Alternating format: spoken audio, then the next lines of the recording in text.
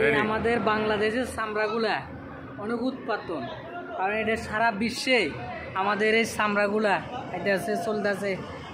একটা ফ্যামিলির ভিতরে এই চামড়া দিয়া 50 জন লোক আছে, 50 জন লোক আমাদের এই চামড়া দিয়ে চলতেছি। এমনকি কোম্পানি দেয়, কোম্পানির ছোটোকালের থেকে ধরে এমন এরা বড় ব্যবসায়িক হয়েছে, তাদেরকে লাখ লাখ শুকরিয়া দেয় আল্লাহ দরবারে।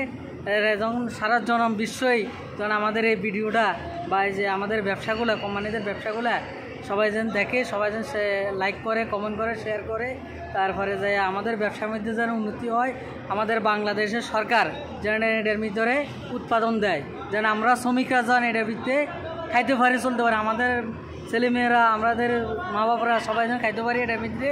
এটাই আপনাদের কাছে কামনা।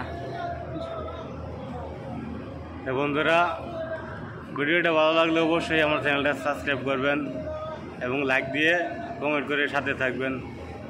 সবাইকে ধন্যবাদ জানিয়ে আজকে এই পর্ব শেষ করছি। খুদা হাফেজ।